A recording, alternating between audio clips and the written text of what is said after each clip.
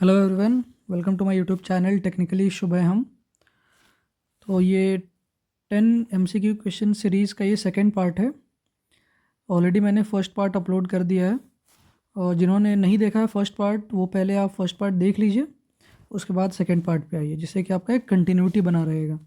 नहीं तो बीच बीच में आप सेकंड पार्ट देखेंगे, फिर थर्ड पार्ट, या फिर थर्ड के बाद सीधे फिफ्थ पार्ट देख रहे हैं, तो ये कंटिन्यूटी फिर आपका ब्रेक होगा, और फिर जिस तरीके से मैं क्वेश्चन डिस्कस कर रहा हूँ वो फिर आपको अच्छे से समझ में नहीं आएगा। तो जिन्होंने नहीं देखा वो फर्स्ट पार्ट आप देख के फिर उसके बाद इस वीडियो पे आइएगा। और वीडियो स्टार्ट करने से पहले मैं आप सभी से यही रिक्वेस्ट करूँगा कि जो भी मेरे चैनल पे आ रहे हैं प्लीज़ मेरे चैनल को सब्सक्राइब कीजिए, जिससे कि मुझे मोटिवेशन मिले और भी आने वाले टाइम पे वीडियोस मैं इस तरीके से बना सकूं और आपको हेल्प कर सकूं आपके एग्ज़ाम प्रिपरेशन में। और बाकी मुझे एक फ़ीडबैक मिला अपने एक सब्सक्राइबर से, जिन्होंने मुझे टेलीग्राम पे पर्सनल मैसेज किया था कि जो भी मैं क्वेश्चन डिस्कस कर रहा हूँ, जैसे अभी तक मैंने जो लास्ट पार्ट बनाया तो उसमें डायरेक्ट क्वेश्चन बता रहा था और आंसर बता रहा था, क्योंकि मेरा टारगेट था कि 10 क्वेश्चन को 10 मिनट में टैकल किया जाए। बट उनका यही कहना है कि वो चाहते हैं कि जो क्वेश्चन हम डिस्कस कर रहे हैं उसके बारे में जो कॉन्सेप्ट्स उससे रिलेटेड हैं या फिर जो ऑप्शंस दिए हुए हैं उससे रिलेटेड भी मैं कुछ डिस्कस करूं। तो चलिए, ये कोशिश मेरी रहेगी इस वीडियो में, जिससे कि मैं आप सभी को समझा सकूं। तो चलिए क्वेश्चन नंबर 1 से स्टार्ट करते हैं। क्वेश्चन नंबर 1 बोलता है कि विच of the following statements about stack is incorrect. तो जैसे स्टैक क्या है, बेसिकली आपको पता होगा कि स्टैक जो है एक लीनियर डेटा स्ट्रक्चर होता है जो कि एक प्रिंसिपल फॉलो करता है लीफो। और ये लीफो क्या है? तो LIFO is basically last in first out. ये जो भी आपका जो एलिमेंट होगा सबसे जो लास्ट में जाएगा वो सबसे पहले निकल जाएगा।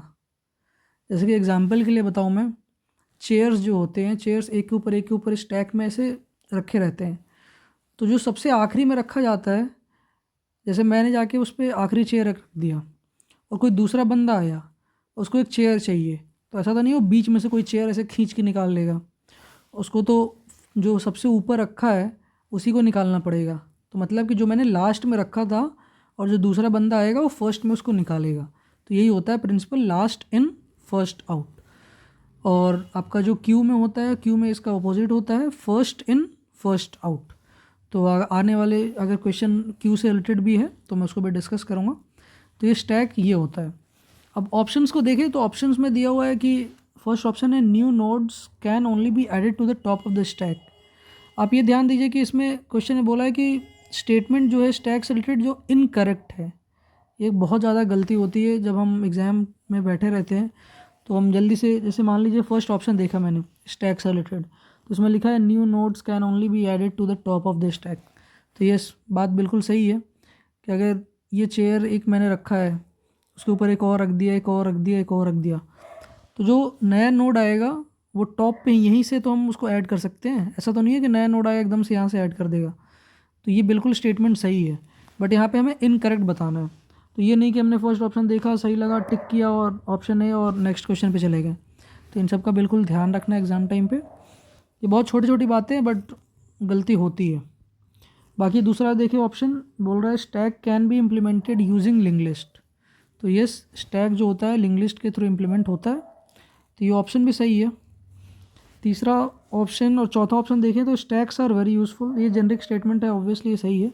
हमें बताना इनकरेक्ट। तो जैसे कि मैंने बताया था, स्टैक जो होता है लीफो प्रिंसिपल को फॉलो करता है, last in first out. But आप ये देखिए थर्ड ऑप्शन में क्या बोल रहा है कि स्टैक जो होता है are first in first out. तो नहीं, ये स्टेटमेंट जो है गलत है, तो हमें इनकरेक्ट ही बताना है। तो उस हिसाब से हमारा आंसर हो गया थर्ड ऑप्शन। तो ये हो गया प्रॉपर स्टैक के बारे में। अब आते हैं नेक्स्ट क्वेश्चन पे, क्वेश्चन नंबर 2। क्वेश्चन नंबर 2 बोलता है कि when new data are inserted into a data structure but there is not available space. तो इस सिचुएशन को हम क्या बोलते हैं? 4 ऑप्शंस हैं, अंडरफ्लो, ओवरफ्लो, हाउसफुल, एम्प्टी। तो आप देखते ही यार, हाउसफुल तो लग रहा है कि बस ऑप्शंस को कंप्लीट करना था, 4-5 ऑप्शन बनाने थे तो एक ये दे दिया हाउसफुल। ये तो गलत हो गया, आप एलिमिनेट ही कर सकते हैं। बाकी इसमें बोला है कि inserted into data but there is not available space. Space ही नहीं है। तो जब जिस चीज़ में मान लो कंटेनर में हम पानी भर रहे हैं और कंटेनर ऑलरेडी फुल हो चुका है, हम उसमें और ऐड करना चाहते हैं तो स्पेस तो है ही नहीं, तो क्या होगा, ओवरफ्लो ही होगा ना। तो उस हिसाब से इसका आंसर हो गया हमारा ओवरफ्लो। और ऐसे ही अंडरफ्लो होता है, तो ये सब स्टैक में यूज़ होता है, तो आप एक बार इसको अच्छे से देख लेना। ओवरफ्लो, अंडरफ्लो, ये तो बेसिक एक क्वेश्चन हो गया, जिन्होंने पढ़ा है उसको पता होगा। अंडरफ्लो में भी यही चीज़ है कि ऑलरेडी मान लो क्या होता है कि when we try to remove any element from data structure that is already empty, तो ये जो कंडीशन होता है वो अंडरफ्लो का हो जाता है। हाउसफुल तो ऐसे ही एम्प्टी, मतलब खाली, तो ये इससे रिलेटेड नहीं है। आते हैं अब थर्ड क्वेश्चन पे। थर्ड क्वेश्चन बोलता है dash maps domain name to their IP address. तो बहुत इजी क्वेश्चन है और ये क्वेश्चन रिपीट होता है। देखने में लग रहा होगा यार ये क्या क्वेश्चन, बहुत इजी है, बट ये डीएनएस से रिलेटेड हर एक बार क्वेश्चन आ रहा है। तो इसका आंसर हो गया डीएनएस, तो मैंने पहले ही बोल दिया। डीएनएस का फुल फॉर्म पता ही है, डोमेन नेम सिस्टम होता है। Basically it helps and it is use to translate human readable domain names into machine readable IP address. तो इसका यही काम रहता है कि जो मैप करता है name to their IP address, इसका यही है। बाकी अब आते हैं नेक्स्ट क्वेश्चन। इसमें और भी ऑप्शन जैसे एक्सएमएल दिया है, एचटीएमएल दिया है, तो आपको पता होना चाहिए एक्सएमएल क्या होता है। जैसे कोई बताया मुझे एक्सएमएल का फुल फॉर्म क्या होता है। एक्सएमएल से रिलेटेड इस तरह के क्वेश्चन आते हैं, एक्सएमएल का फुल फॉर्म पूछ देगा, उसमें और 3-4 उसके जो फीचर्स होते हैं वो डाल देगा। तो जो एक्सएमएल का फुल फॉर्म है वो होता है extensible markup language. Basically it is use to store, transport and structure the data in a format that is both human readable and machine readable. तो इसके लिए यूज़ होता है एक्सएमएल। और एचटीएमएल तो पता ही हाइपर टेक्स्ट मार्कअप लैंग्वेज होता है। तो आते हैं हम next question. CIDR stands for. देखिए एग्ज़ाम में आपको 1-2 क्वेश्चन या उस 2-3 भी मिल सकते हैं जिसमें फुल फॉर्म आपसे डायरेक्ट पूछेगा क्या होता है CIDR का, या फिर RARP, या फिर और भी बहुत सारे, जैसे मैंने लास्ट वीडियो में एक एग्जांपल दिया था। तो इस तरीके के क्वेश्चन आएंगे, आपको पता होना चाहिए। जो जो मोस्ट इंपॉर्टेंट है मैं यहाँ डिस्कस कर ही रहा हूँ। तो CIDR में जैसे ऑप्शन दिया, ये code inter domain routing, code inter division routing, classful inter domain routing, classless inter domain routing. तो जिनको याद होगा या फिर जिन्होंने इसके बारे में पढ़ा है तो वो कर लेगा आराम से। अदरवाइज देखिए कितना कन्फ्यूजिंग है, domain routing, domain routing, division routing, domain routing. अगर क्लासफुल क्लासलेस में भी लोगों को डिफरेंट वो कन्फ्यूजन हो सकता है, तो आपको पता होना चाहिए CIDR क्या होता है। तो CIDR बेसिकली होता है क्लासलेस इंटर डोमेन राउटिंग। ये जो मेथड होता है ये क्या करता है, अलोकेट करता है IP address and routing internet protocol packets को। ठीक है, तो ये इसका काम होता है to provide more efficient use of IP address, इसका यही काम है CIDR का। इसमें बहुत सारे और भी कॉन्सेप्ट्स होते हैं, स्लैश नोटेशन, CIDR ब्लॉक। तो उसमें मैं ज़्यादा इसके अंदर डीप में नहीं आ रहा क्योंकि इसमें न्यूमेरिकल्स भी होते हैं, तो वो एग्ज़ाम से रिलेटेड नहीं है ज़्यादा, हमें एग्ज़ाम ओरिएंटेड पढ़ाई करना है। जो क्वेश्चंस आते हैं डायरेक्ट आपका फुल फॉर्म पूछ सकता है या फिर वो क्या करता है CIDR, तो ये सब आपको पता होना चाहिए। तो चलिए अब आते हैं नेक्स्ट क्वेश्चन पे, question number 5। Which of the following protocol provide confidentiality and authentication for an email. तो बताइए भाई, यहाँ पे आपको ऑप्शन दिया हुआ है BGP, BOOTP, ESS, PGP and none of the above. तो इसका जो आंसर होगा, कॉन्फिडेंशियलिटी एंड ऑथेंटिकेशन जो प्रोवाइड करता है ईमेल को, तो वो होता है आपका PGP। अब PGP क्या होता है, तो PGP का जो फुल फॉर्म है वो होता है प्रिटी गुड प्राइवेसी। ये बेसिकली ये data encryption and data decryption को ये सिक्योर करने के लिए, जो भी ये एक तरीके का ये प्रोग्राम बोल सकते हैं आप इसको, PGP को, it is use for securing the communication. तो वही यहाँ पे बोला है ना, कॉन्फिडेंशियलिटी एंड ऑथेंटिकेशन जो ईमेल का रख सके, तो PGP होता है। बाकी आप इसमें मतलब बहुत चीज़ें हैं, जैसे हम कॉन्फिडेंशियलिटी मेंटेन करते हैं, ऑथेंटिकेशन, इंटीग्रिटी, नॉन रिपुडेशन, तो ये सब चीज़ें हैं PGP में। और डिस्कस करें इसमें तो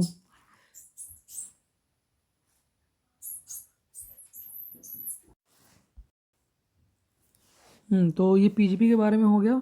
बाकी जो और ऑप्शंस है इसमें, लाइक हम बात करें इसमें BGP हो गया, बूट पी हो गया, ESS, ये सब क्या होता है। तो इन सब के बारे में देखा जाए तो जैसे BGP जो होता है वो होता है बॉर्डर गेटवे प्रोटोकॉल, और वैसे ही आपका जो बूट पी होता है ये क्या काम करता है बताइए कि अगर किसी को इसके बारे में आइडिया है तो। चलिए इसको आप कमेंट में, ये आपका होमवर्क है कि बूट पी का क्या फ़ीचर है, उसको हम क्या किस चीज़ के लिए यूज़ करते हैं। और ESS भी, इसका मैं फुल फॉर्म बता दे रहा हूँ ESS का। ESS is extended service set. तो इसका क्या काम होता है इन दोनों का, आप मेरे को कमेंट में डालोगे इसके बारे में। चलिए अब नेक्स्ट क्वेश्चन पे आते हैं। ये बोलता है an address resolution protocol request is dash. ARP क्या है, यूनिकास्ट है, ब्रॉडकास्ट है, एनीकास्ट है, हैमिंग है, या नन ऑफ द अबव, क्या है। तो जो ARP होता है ये होता है आपका ब्रॉडकास्ट, ये आपको पता होना चाहिए। एड्रेस रिजोल्यूशन प्रोटोकॉल रिक्वेस्ट है वो आपका ब्रॉडकास्ट होता है। इसके जो वर्किंग के बारे में भी बहुत चीज़ें हैं, तो उसके बारे में मैं कभी और डिस्कस करूँगा, क्योंकि ये सब टॉपिक्स हैं इम्पॉर्टेंट। तो मैं आने वाले वीडियोस में जो इम्पॉर्टेंट टॉपिक्स है उसकी जो वर्किंग फ़्लो क्या होती है और चीज़ें वो सब डिस्कस करूँगा। यहाँ पे हम बेसिकली इंपॉर्टेंट क्वेश्चन ही देख रहे हैं। तो अब जैसे यूनिकास्ट हो गया या आपका एनीकास्ट हो गया, ब्रॉडकास्ट हो गया, इन सब के बारे में आपको बता दे रहा हूँ यहाँ पे। यूनिकास्ट बेसिकली जो होता है ये 1 to 1 होता है कम्युनिकेशन। जैसे हम एग्जांपल के तौर पे देखें तो like if we are sending an email from one person to another or accessing a website from a specific server, तो ये सब जो होता है यूनिकास्ट होता है। बाकी हम दूसरा अगर ब्रॉडकास्ट की बात करें तो ब्रॉडकास्ट हो गया 1 to all कम्युनिकेशन, ये होता है ब्रॉडकास्ट। और एनीकास्ट में हो गया 1 to नियरेस्ट कम्युनिकेशन मेथड को हम एनीकास्ट बोलते हैं। तो ये हो गया। और यहाँ पे हैमिंग बोला है। हैमिंग बेसिकली एक हैमिंग कोड होता है जो कि एरर करेक्शन टेक्निक होता है, and it is use to detect and correct errors in data transmission. तो ये भी एक one of the important topic है, इससे रिलेटेड क्वेश्चन आता है। अब आते हैं 7th क्वेश्चन पे। 7th क्वेश्चन बोलता है कि the splitting of message into multiple packets at transport layer is known as what. Option ने फ्रैगमेंटेशन दिया है, सेगमेंटेशन दिया है, सिंक्रोनाइजेशन दिया है, ब्रॉडकास्ट दिया है, नन ऑफ द अबव। तो जो स्प्लिटिंग ऑफ मैसेज जो है into multiple packets at transport layer, इसको बोलते हैं हम सेगमेंटेशन। इसका आंसर ये है। अब फ्रैगमेंटेशन क्या होता है। फ्रैगमेंटेशन जो होता है कि एक तरीके का ये प्रोसेस होता है जो कि ब्रेक डाउन करता है large data packets into smaller packets, जिससे कि वो जो होता है ना, जो साइज लिमिटेशन होता है उसमें वो फिट हो सके, तो उसको फ्रैगमेंटेशन बोलते हैं।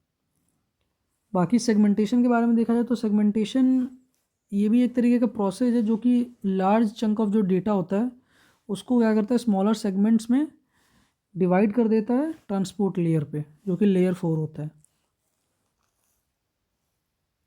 और सिंक्रोनाइजेशन के बारे में देखें तो सिंक्रोनाइजेशन जो है it is like coordinating of timing between 2 और मोर डिवाइसेस, तो उसको सिंक्रोनाइजेशन हम कह सकते हैं। और ब्रॉडकास्ट मैंने डिस्कस ऑलरेडी किया ही है। अब आते हैं RARP। RARP stands for what. तो जो RARP है देख लीजिए, इसमें फर्स्ट ऑप्शन है रिवर्स एड्रेस राउटिंग प्रोटोकॉल, दूसरा है रिवर्स एड्रेस रिफ्लेक्सिव प्रोटोकॉल, तीसरा है reverse address resolution protocol, and fourth one is none of the above. तो इसका जो आंसर होगा आपका reverse address resolution protocol, option जो है थर्ड, ये बिल्कुल सही है।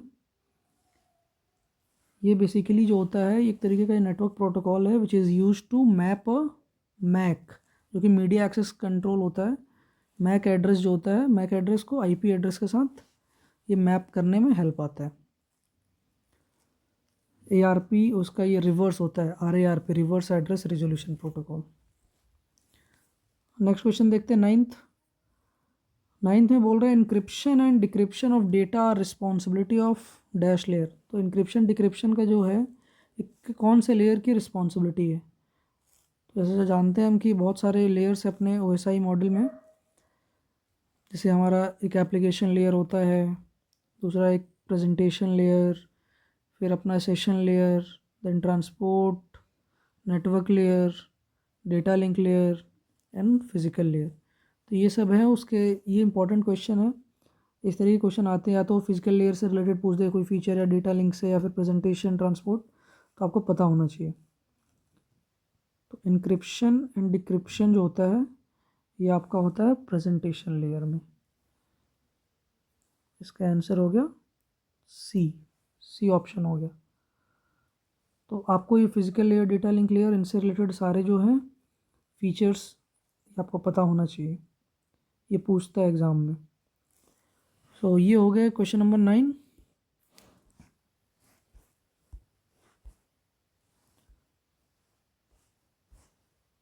So that's it. इस सेट में मैंने केवल 9 क्वेश्चन ही ऐड किया है। तो मैंने इस बार अच्छे से डिस्कस करने की कोशिश की कि जो भी क्वेश्चन है हमारे पास उसको मैं और अच्छे से और उसको एलाबोरेट करके मैं समझा सकूं।